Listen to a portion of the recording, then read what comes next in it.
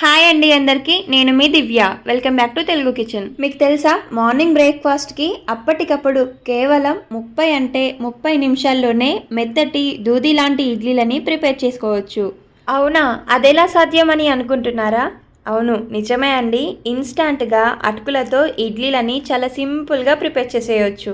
అంతేకాకుండా ఈ ఇడ్లీలు మనం పప్పులు నానబెట్టి రుబ్బి చేసిన ఇడ్లీలకి ఏ మాత్రం కూడా తీసిపోకుండా అంతే మృదువుగా ఉంటాయి అండ్ అంతే టేస్టీగా కూడా ఉంటాయి. మరి ఈ ఇడ్లీని ప్రిపేర్ చేయడానికి ముందుగా ఒక గిన్నెలోకి 1 కప్పు అటుకులను తీసుకోండి. ఇప్పుడు ఈ అటుకుల్లోకి వాటర్ని వేసుకుని ఒక 2 సార్లు ఇలా మంచిగా కడిగేసుకున్న తర్వాత మళ్ళీ అటుకులు మునిగేంత వరకు నీళ్ళను వేసి నానబెట్టండి. ఇప్పుడు ఇంకో బౌల్ తీసుకొని ఏ కప్పుతో అయితే అటుకులు తీసుకున్నామో అదే కప్పుతో 1.5 కప్పు పెరుగుని తీసుకుని ఈ పెరుగులోకి 1/2 టీ స్పూన్ బేకింగ్ సోడా వేసుకుని విస్కర్తో బాగా కలపండి.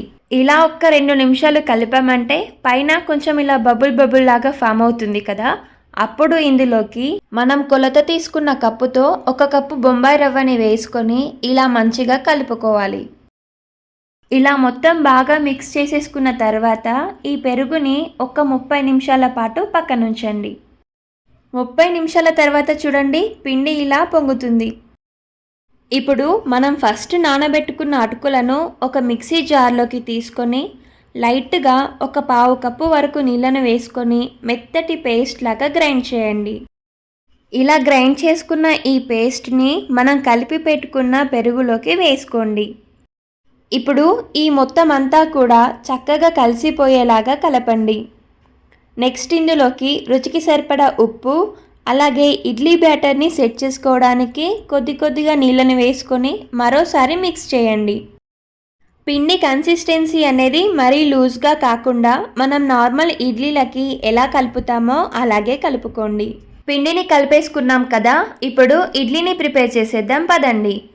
సో ఫస్ట్ ఇడ్లీ ప్లేట్స్లోకి లైట్గా ఆయిల్ని అప్లై చేసుకున్న తర్వాత ప్లేట్లోకి ఇడ్లీ బ్యాటర్ని వేసుకోండి. ఇలా మనం ఇడ్లీ ప్లేట్స్కి కొద్దిగా ఆయిల్ని రాయడం వలన మనకు ఇడ్లీలు తీసుకోవడానికి చాలా ఈజీగా వస్తాయన్నమాట. సో నెక్స్ట్ ఇడ్లీ కుక్కర్లోకి 1 ఇంచ్ వరకు నీళ్ళని వేసుకున్న తర్వాత ఇడ్లీ ప్లేట్స్ని పెట్టుకొని పైనుండి మూత పెట్టేయండి. ఇప్పుడు స్టవ్ ఆన్ చేసుకొని మంటని మరీ ఎక్కువగా ఉంచకుండా మీడియంలో ఉంచి ఒక 15 నిమిషాల పాటు ఉడికించండి. 15 నిమిషాల తర్వాత ఇడ్లీలని వెంటనే డిమోల్డ్ చేయకుండా ఒక్క 2 నిమిషాలు ఆగి ప్లేట్స్లోకి తీసుకోండి. చూడండి, ఇడ్లీలు చేతికి అంటుకోకుండా సాఫ్ట్గా స్పాంజీగా ఎంత బాగా వచ్చాయో. మరి మీరు కూడా అప్పటికప్పుడు బ్రేక్ఫాస్ట్ కావాలంటే ఇలా అటుకులతో ఇడ్లీలు చేసి చూడండి, టేస్ట్ ఎంత బాగుంటుందో. మన ఛానల్లో ఈ ఇడ్లీలతో పాటు జొన్న ఇడ్లీలు, రాగి ఇడ్లీ, అలాగే హోటల్ స్టైల్లో ఇడ్లీ ఎలా ప్రిపేర్ చేయాలి అనేది డీటెయిల్ వీడియోస్ అప్లోడ్ చేశాను. ఒకవేళ మీకు కావాలంటే ఇక్కడ డిస్క్రిప్షన్లో లింక్ అటాచ్ చేస్తాను, చూడండి. అలాగే ఫ్రెండ్స్, మీకు ఈ రెసిపీ నచ్చితే వీడియోకి లైక్ చేసి మరిన్ని ఇలాంటి సింపుల్ అండ్ క్విక్ రెసిపీస్ కోసం మన ఛానల్ని ఫాలో చేసి బెల్ ఐకాన్ని క్లిక్ చేయండి. Thank you for watching.